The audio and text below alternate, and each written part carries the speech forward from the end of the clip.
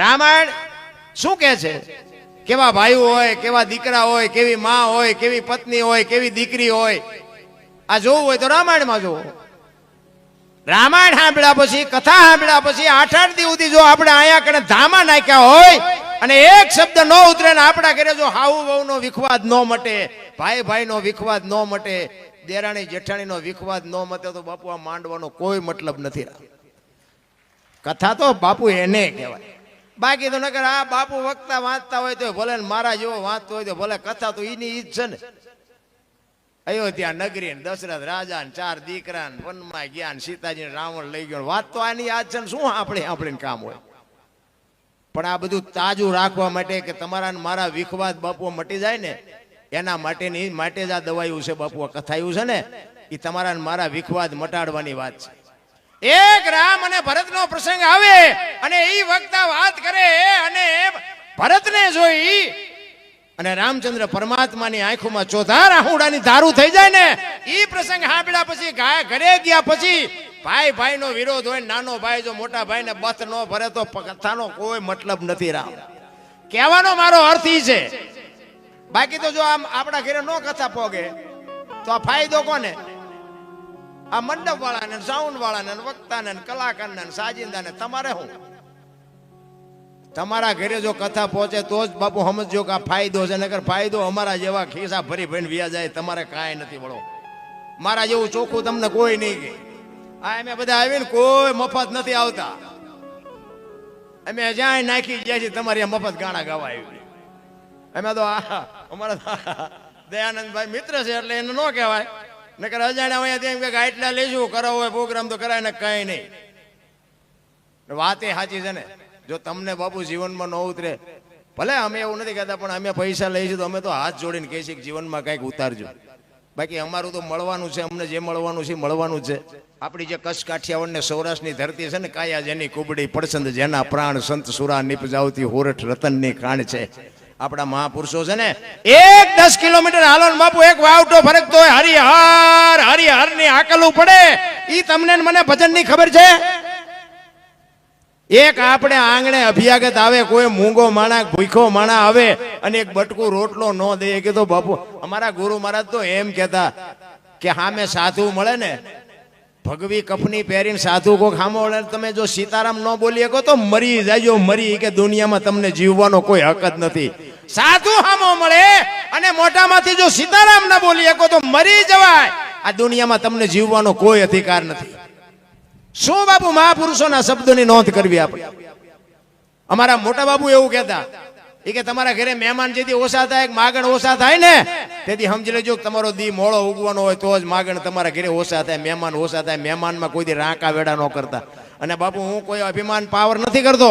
હું ઘરે હોય ને તમારી મહેમાન ગતિ કરું એ કઈ બહુ મોટી વાત ન કહેવાય, પણ હું ઘરે ન હોય તેથી આપણા મહેમાન થાજો બાપુ.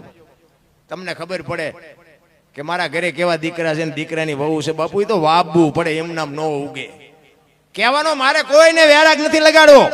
હું આ શીખો છું ને, હું તો મારી વાત કોકના હૃદય સુધી પહોંચાડવા હાટું, બાકી કોઈને વેરાગ નથી લગાડવો મારે. આમાં તો તમે કદાચ તમારા લખણ હોય ને બંધ થઈ જાય ને 5 રૂપિયા બચત મારે અહીંયા દેવા આવવાના છો. હું તો એક જ વાત કરું કે મા બાપની સેવા કરો બસ, બીજું કાંઈ કરવાની જરૂર નથી. વ્યસન હોય તો ઓછા. જોકે તમારે સ્વામિનારાયણ સંપ્રદાયમાં વ્યસન તો શાંતિ હોય. સ્વામિનારાયણ સંપ્રદાય હોય ને એવડે લગભગ તો દુઃખી જ ન હોય. અમારી આગળ છે સ્વામિનારાયણ સંપ્રદાયમાં છે ને એવડે બધા તમારે જો સુખી જ હોય.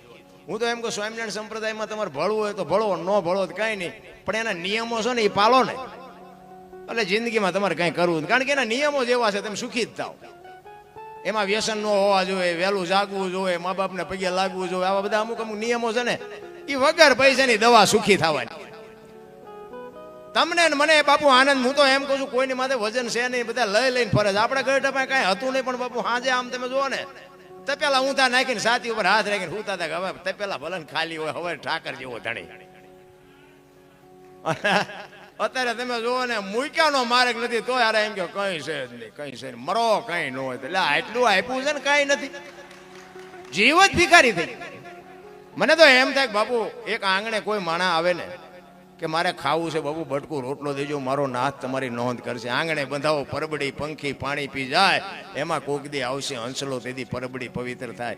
એક દી કોક દી આવી જાય ને આવી જાય મારા નાથ. એટલા માટે અત્યારે હમણાં ભાઈ આપણે ભાઈ ભજન ગાયું ને હમણાં, મુझे દિલ કી બીમારી હે. અમે એક જગ્યાએ ભજનમાં ગયા હતા ને, એક ભાઈ ગાતા હતા ને હું આમ પડખે બેઠો હતો. એક ભાઈ ચિઠ્ઠી લખીને આવ્યા, આવડું આજ લખીને આવ્યા, મુझे દિલ કી બીમારી એ કે ગાઓ. એટલે મને આપી ને ચિઠ્ઠી, મને કે ઓલા કલાકારને આપી દો. મેં આમ હાથમાં લીધી, આમ વાંચી, મુझे દિલ કી બીમારી. એટલે મેં કીધું ત્યાં ચિઠ્ઠી આપી કે બીજા કોઈ આપી હે? એ કે મેં આપી. એટલે મેં કીધું અંદર માથાકૂટ હોય ને તો તાર બાપાને કહે, ને બહાર માથાકૂટ હોય તો દવાખાને જાય. મેં અમર લોહી પીમાં બાપુ ભજનની પથારી ફેરવી નહીં. કહેવાનો મારો અર્થ એ છે, ભજન છે ને ભજન હોય, અને એના માટે બાપુ સમજવા માટે સદગુરુ જોવે. આ બાપુ નાની એવી વાત જ નથી, આ તો બધું ડીંગોડીંગ કરી નાખ્યું. બાકી મને તો ક્યારેક ક્યારેક હું સાંભળું ને તો મને હબાકા આવે. સદગુરુ સિવાય બાપુ આ હું તમને એક જ વાત કરું, ભોળાનાથનો દીકરો ગણપતિનું માથું કે ભોળાનાથે કાપ્યું અને હાથીનું કાપીને લગાડ્યું. તો હું એમ કહું છું, આટલા બધા બેઠા છો, એમાંથી કોકને ખબર હોય તો કહેજો. હાથીનું કાપીને લગાડ્યું, તો હું એમ કહું છું, પેલું કાપ્યું ત્યાં જ નહીં પડ્યું હોય, હાથીનું શું કામ લગાડ્યું? વિચારવા જેવું નથી. હાથીનું કાપીને જો ભોળાનાથ લગાડી શકતો હોય તો આ કાપેલું હોય અહીંયા જ પડ્યું હોય ન લગાડી શકે? અને હાથીનું માથું માણાના શરીર ઉપર ફિટ થાય? આવડું આવે તમને કેમ લાગે ફિટ થાય છે? સાચું, આપણા ચકડા ગઈ ગયા એટલે નથી સમજાતું. અને આ ચકડા ન સમજાય ને એટલે આના માટે જરૂર ગુરુની પડે. આ ગુરુ વગેરે બાપુ કોઈ નથી સમજાવતું. આની માટે સદગુરુ જોવે. યુનિવર્સિટીમાં કોઈ કોલેજમાં કોઈ સમજાવતું નથી. હમણાં એક મેં મોબાઈલમાં વિડીયો જોયો હતો ને, એક પત્રકાર ભાઈ હતા ને, કોલેજમાં ગયા, હારા છોકરાઓ દીકરા દીકરીઓ ભણતા હતા ને, એજ્યુકેટેડ દીકરા દીકરીઓ હતા, આમ જોવામાં એવું લાગતા હતા. એમને 15-20 પ્રશ્ન કર્યા. ઈ કે રામને કેટલા દીકરા હતા, પછી કે કંસ ને કૃષ્ણ બે શું હકું થતું હતું, પછી કે શૂર્પણખા ને રાવણ ને શું હકું થતું હતું. 20-25 સવાલ માંથી બાપુ એકય સાચો જવાબ નહોતો. અને પત્રકાર હતો ને એના માથામાં ઢીકા મારવા માંડ્યો, કરે તારી ભલી થાય, તારી આટલું ભણતર આ પોગ્યું. રામ દશરથ ને 4 દીકરા છે, આ ભણતર વાળાને ખબર નથી. રોઈ ગયો, રોઈ પત્રકાર રોઈ ગયો. આ ભણતર ને શું કરવા? કહેવાનો મારો મિનિંગ, આ સંસ્કૃતિ નકરું ભણતરની જરૂર નથી, ભેગા આપણા ગણતરની જરૂર છે. અને ગણતર નહીં હોય ને, આ ભણ્યા પછી જ લ્યો આપણા ગઢાના વૃદ્ધાશ્રમ ખોલવા ભણ્યા પછી જ. આ નકરું ભણતર છે એટલે આપણા ગઢાને ખાવા અનાજ નહોતું, રહેવા સારું મકાન નહોતું, પણ મારા મા બાપને આશ્રમમાં મૂકવા જાવ એવું કોઈએ ન કીધું. અને આ ભણ્યા પછી કે તમે અમારા ભેગા નહીં, લ્યો બોલો. એટલે આમને કોથળો કરી નાખ્યો તમારા હાટું થઈને. હવે આમને એક રોટલા હાટું આય નહીં. અને પાડોશીએ કે પાછા એ તો આવું તો બધી હાલત છે, તમે વ્યા જાવ ને આશ્રમ. લે હવે આ વારો આપણો નહીં આવે. મારો કહેવાનો મિનિંગ એ છે બાપુ કે મા બાપને તમે સાચો છો ને જિંદગીમાં, હું તો એમ કહું માને બાપને પગે લાગીને જાઓ ને, આખી દુનિયામાં ક્યાંય પગે ન લાગવું પડે. આપણી ગેરંટી, તમને મોજ આવે તો લાગજો, નકર માને બાપને પગે લાગીને જાઓ ને, આખી જિંદગીમાં અખિલ બ્રહ્માંડના માલિકના મંદિરે જઈ અને કદાચ પગે ન લાગો તો એને ખોટું ન લાગે, કારણ કે માનું સર્જન કરવું પડ્યું. અખિલ બ્રહ્માંડના માલિકને હું ઘરે નહીં પૂગી શકું. ઘરે હું તો આ બેઠા ને આ માવડીઓને કહું, લ્યો આ બધી જોગમાં બેઠી છે, બોલો. અને હું તો એમ કહું, બેન હોય, દીકરી હોય, માં હોય, પત્ની હોય, બાપુ એને હાચવી લેજો. એ જ એક બાપુ અખિલ બ્રહ્માંડના માલિકના વિશ્વનો જો કોઈ શક્તિ દેવી ભગવતી બાપુ ધણી હોય ને તો આ દેવીઓ છે. આખા વિશ્વનો જો ધણી હોય ને તો માં ભગવતી દેવી શક્તિ છે. ધણી છે કોઈક બીજાને થઈ ગયા બીજા. હા, ખરેખર ભક્તિ દીકરી શક્તિએ જ આ બાપુ સર્જન કર્યું છે. માનું પદ છે ને બાપુ ટોચે છે. માં છે એ માં છે. સમર્પણની મૂર્તિ બાપુ, મમતાનો મા સાગર જેને કહેવાય એવી માં. તમે જો માં 9 મહિના ઉદરમાં રાખે, એનો જન્મ આપે, લાલન પાલન કરે, બેહતા બોલતા માતા ખાતા પીતા બધું માં શીખવે, અને નામ વાય બાપાનું લાગે, બોલો. માનું ન લાગવું જોઈએ. માનો ભોગ છે એટલો બાપનો નથી, બધાને ખબર છે. એમાં હું આવી જાઉં ને, ફલાણા ભાઈ જોઈએ, ફલાણા ભાઈ ફલાણી માં, એવું ન હોય. માયોએ સમર્પણ કરી દીધું કે એની વાહેના બાપાનું રાખો. કે શું કામ? કે આ દારૂની કોથળીઓ તોડીને ધૂળીમાં માથું ઘાલીને પીડ્યો હોય, કોક એમ કે આ કોનો છે, ફલાણી માનો છે, એમ કે છે મારા ખોળી એમ જીવ નહીં રહે, એની વાહેના બાપાનું રાખો. આ સમર્પણ છે, ત્યાગ છે. રામ માં જેટલો ત્યાગ બાપુ આ દુનિયામાં દીકરી અને એક સંત, આ બે જ વ્યક્તિ દુનિયામાં ત્યાગ કરી શકે. બાકી કોઈને આ તમે કદાચ આ 5000 રૂપિયા ઉડાડી જાવ કે ત્યાગ ન કહેવાય. એ તો તમારા આટલા બધા માણસ સારું દેખાડવું એટલે ઉડાડતા હોય. હા, ત્યાગ તો બાપુ દીકરી કરી શકે.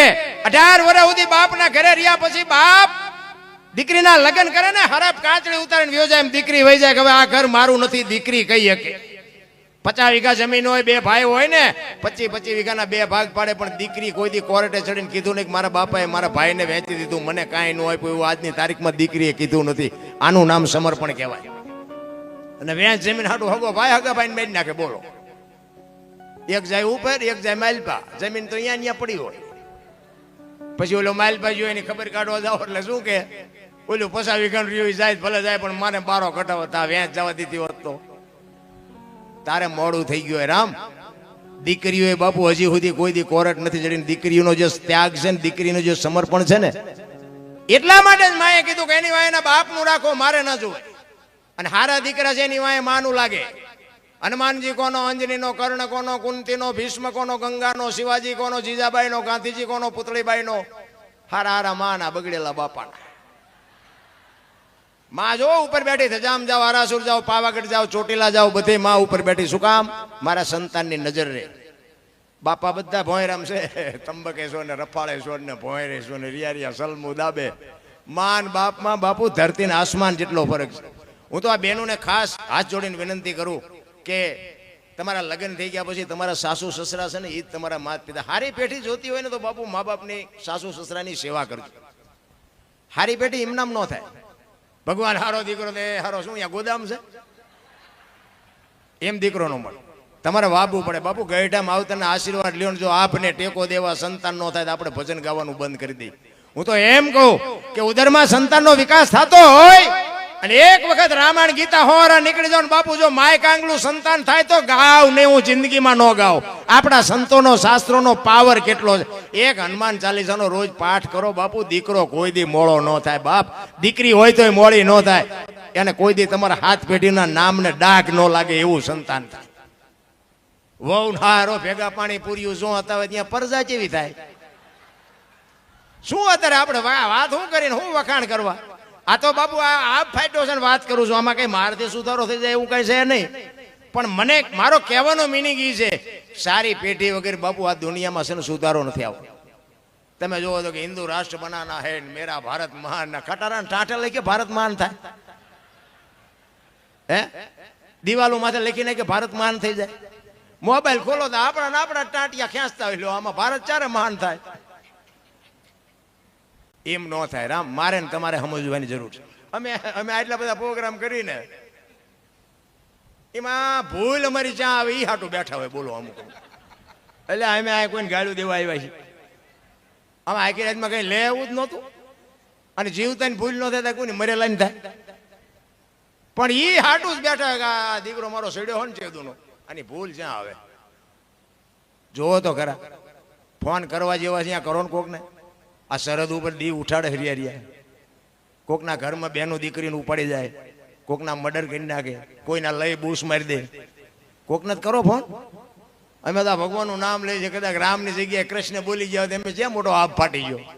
આમ ન બોલાય. લો બોલો એમ જ્યાં મોટો 1,00,000-2 લાખનો ખર્ચો કરી નાખ્યો જાય. કહેવાનો મારો મિનિંગ એ કોઈ એમને સાંભળતું નથી, અમને સાંભળે જોઈ નથી શકતા.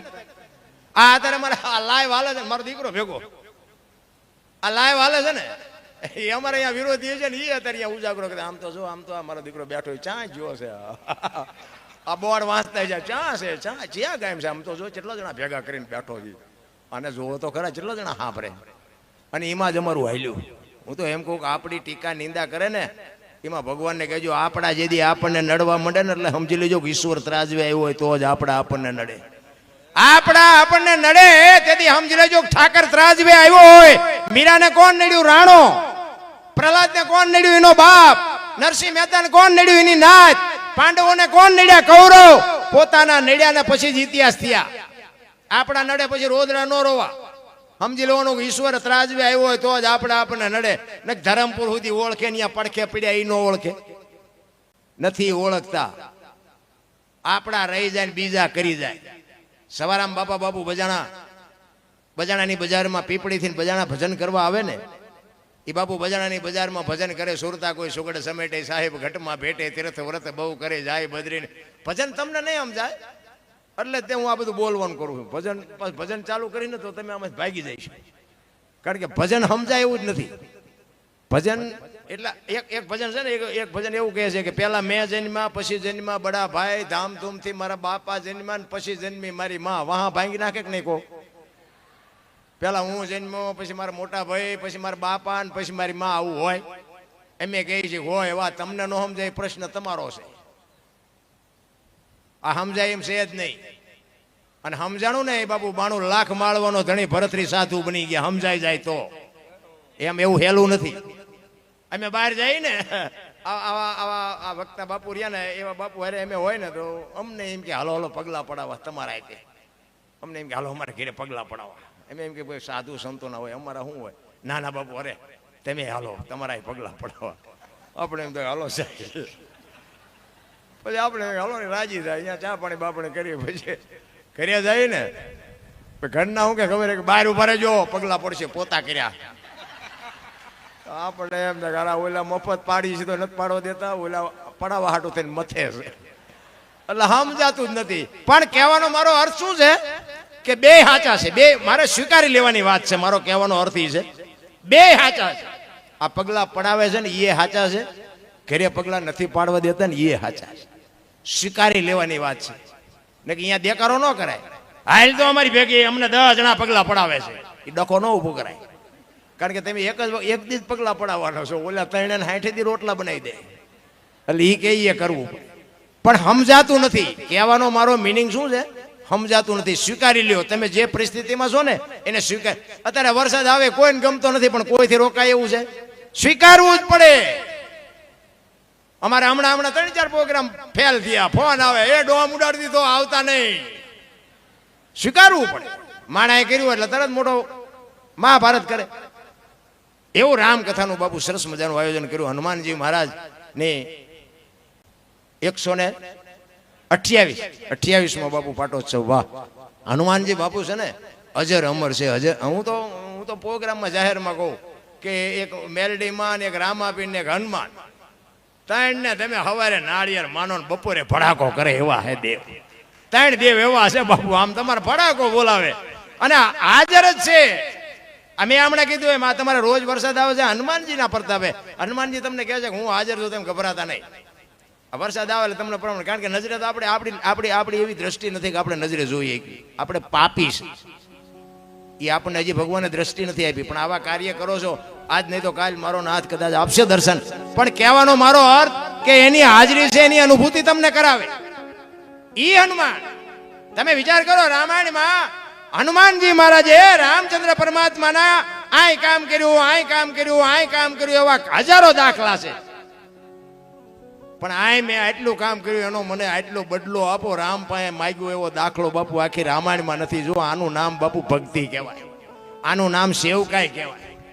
રાજા થવું હોય તો રામ જેવું, બાપ થવું હોય તો દશરથ જેવું, ભાઈ થવું હોય તો ભરત જેવું, દીકરી થવું હોય તો સીતાજી જેવું, માં થવું હોય તો તારામતી જેવું, ભક્ત થવું હોય તો વિભીષણ જેવું, સેવક થવું હોય તો હનુમાનજી જેવું, દુશ્મન થવું હોય તો રાવણ જેવું, એવા પાત્ર રામાયણમાં પડ્યા છે. જો ભાઈ બાપુ તમે વિચાર કરો, રામચંદ્ર પરમાત્માની 14 વર્ષ સેવા કરવા વાળો લક્ષ્મણ, પણ સંતોએ ના પાડી દીધી ભાઈ તો ભરત જેવા હોવા જો, લક્ષ્મણ નો હાલે. જો રામાયણ છે ને ઊંડા ઉતરવાની જરૂર છે. રામાયણ તો બાપુ એવો ગ્રંથ છે ને એની વાત જ નથી થાય. હું તો એમ કહું છું કે વાંચતા ન આવડે તો કઈ નહીં, વાંચતા આવડે ને વાંચો નહીં તો કઈ નહીં, પણ ઘરમાં રાખો. એક નાનું મોટું રામાયણનું એક પુસ્તક ઘરમાં રાખો, વાંચો નહીં તો કઈ નહીં. મહાપુરુષોએ કીધું કે ભરત ભાઈ તો ભરત જેવા હોવો જોઈએ, લક્ષ્મણ નો હાલે. એનો એક દાખલો રામચંદ્ર પરમાત્મા અને 14 વર્ષ, વાત લાંબી છે ટૂંકામાં કહું, 14 વર્ષ પૂરા કરીને આવ્યા ને પછી રામ અને લક્ષ્મણ બે બેઠા હતા અને રામે લક્ષ્મણને પૂછ્યું કે લક્ષ્મણ આપણે આવ્યા તેદુનો તારા મોઢા ઉપર કઈક મને ચિંતા હોય એવું લાગે તો કે ના ના મને ના એવું કઈ છે નહીં કે ના લક્ષ્મણ તું કે શું છે ત્યારે લક્ષ્મણ કહે છે કે મોટા ભાઈ આપણા બેયના પિતા ગુરુ દશરથ મહારાજ તો કે હા આપણા ગુરુ બેયના વશિષ્ઠ મહારાજ તો કે હા તો કે તમારી અને મારી માની ભક્તિમાં કોઈ કમી ખરી કે ના બે માની ભક્તિ હોય પણ આવું હું કામ પૂછસ ઈ કે મેં 14 વર્ષમાં તમારી સેવા કરવામાં ક્યાંય ભૂલ કરેલી કે ના ત્યારે લક્ષ્મણ કહે છે મોટા ભાઈ જો આમાં તમારામાં મારામાં કાંઈ ફરક ન હોય તો હું તમને ઈ પૂછું છું કે લંકાના પટાંગણમાં રામ રાવણનું જ્યારે યુદ્ધ હાલતું હતું રાવણના વરસાદ જેટલા બાણ વરસતા હતા તમને એક નો અડ્યું અને મેઘનાથે મને એક બાણ માર્યું ત્યાં ગોટો વાળી દીધો મને આ ક્યું ફળ ભોગવવું પડ્યું ઈ મને હજી શંકા નથી મટતી તમારામાં મારામાં કોઈ ફરક ન હોય તો હું એમ કહું છું કે રાવણ જેવા રાવણનું જો બાણ તમને ન અડે એના છોકરાની હું હસ્તી હતી ઈ મને મારે ગોટો વાળી દે રામચંદ્ર પરમાત્મા કે હારું કર્યું આ ત્યાં મને પૂછ્યું ન કરા તું જીવતતા હોતી મૂછવું પછી રામે કીધું કે આપણે વનમાં હાલતા થયા ત્યારે કે આશ્રમ આવ્યા હતા તો કે હા આશ્રમ તો ઘણા આવ્યા તો કે સબરીનો આશ્રમ આવ્યો હતી તને ખબર છે તો કે હા છાડવાના પાંદડાની પ્રકૃતિ તમારું ભજન કરતી હતી મેં કીધું મોટા ભાઈ કયો મલક આવ્યો તમે કીધું કે એક ભીલની બાઈ મારા નામના જાપ કરે છે મને ખાસ ખબર છે એ કે આપણા માટે આગતા સ્વાગતા કરી હતી કે હા બેસવા માટે ચાદડી પાથરી દીધી હતી આસો પાલવના તોરણ બાંધ્યા હતા આંગણું વાળેલું હતું તો કે જમવાની વ્યવસ્થા કરી હતી કે હા બાપ મોટા ભાઈ જંગલમાંથી બોર લઈ આવી ઈ કે મેં ખાધા હતા કે હા મોટા ભાઈ તમે તો ઠળિયા હોતા ખાઈ ગયા લક્ષ્મણ ત્યાં ખાધા હતા ત્યાં લક્ષ્મણ બાપુ હબાકો આવી ગયો લક્ષ્મણ ઘરે તારી ભલી થાય તારી 14 વર્ષમાં અહીંયા ભૂલ કરી ગયો કે તેથી રામચંદ્ર પરમાત્મા લક્ષ્મણને કહે છે લક્ષ્મણ સુમિત્રાને મૂકી અને સીતાને માં કહેતો હોય દશરથને મૂકી અને મને બાપ કહેતો હોય અયોધ્યા જેવું રાજ મૂકીને મારી ભેગો 14 વર્ષ રખડવા આવ્યો હોય તો હું તને ઈ પૂછું છું ભીલડીના હેઠા બોર ખાવામાં મને વાંધો નહોતો ને તને હું ઘા વાગ્યા તેથી લાકડી પડે એમ પડ્યો હો પગમાં અને બાવડું ચાલીને બેઠો કર્યો ઈ કે ઉભો રે તું બચ્યો ને એ સબરીની ભક્તિનો પ્રતાપ છે કે મોટા ભાઈ ઈ કેવી રીતે મેં તને જે ફળ આપ્યા એ તારી પાસે રાખ્યા હતા ઈ કે ના મેં તો ફેંકી દીધા હતા ઈ તે જે ફળને ફેંક્યા ને પક્ષીઓ લઈ જઈને દ્રોણાચલ પર્વત ઉપર જઈને ખાતા હતા એની ચાંચમાંથી બિયારણ વેરાણું હતું અને સુસેન નામના વૈદ્ય કીધું હતું દ્રોણાચલ પર્વત ઉપરથી સંજીવની લઈ આવી નાના મોઢામાં ટીપા પાડો તો બચે ઈ સબરીની ભક્તિનો પ્રતાપ છે બાપુ સંતોએ ના પાડી દીધી ભાઈમાં તો ભરત જ હાલે લક્ષ્મણ નો હાલે આપણે હાલવી કઈમાં એક ભૂલ કરીને કીધું મહાપુરુષોએ કે નો હાલે આપણે શીમાં હાલવી શીમાં નહીં રોટલા ખાવામાં અરે બાપુ જીવન મળ્યું છે કંઈક મોજ કરી લેવાય આનંદ કરી લેવાની વાત છે બાકી હું તો એમ કહું કે આપણે મર્યા પછી જો ગામમાં 5 જણા હરખી તો રોવે નહીં તેને જીવાય ન કહેવાય જીવન એવું જીવાય આપણી નાચનો ન હોય આપણો હગો ન હોય આપણા ગામનો ન હોય પણ ખબર પડે કે ફલાણો ભાઈ વિયો ગયો દીદી આપણા હૃદયમાં હબાકો આવે કરે માણા જેવો માણા વિયો ગયો એટલે કાગ બાપુને લખવું પડે મીઠપ ભરેલા માનવી જેથી જગ છોડીને જાય કાગા એની કાણ્યું ઘરે ઘરે મંડાય બાપુ હારા માણા મીટર મૂકીને નથી નક્કી થતું કે હારા માણા છે હારા માણા તો બાપુ એ તો અગરબત્તી જેમ બાપુ પોતાના દેહ બાળીને દુનિયાને સુગંધ આપીને આ દુનિયામાંથી વ્યા જાય મહાપુરુષોના ગાણા અમે ગાઈ છે ને એમની પેઢીઓ અમારી અહીંયા કોથળા નથી મોકલાવતી પણ કર્યું છે એવું એટલે અમારે ગાણા ગાવા પડે છે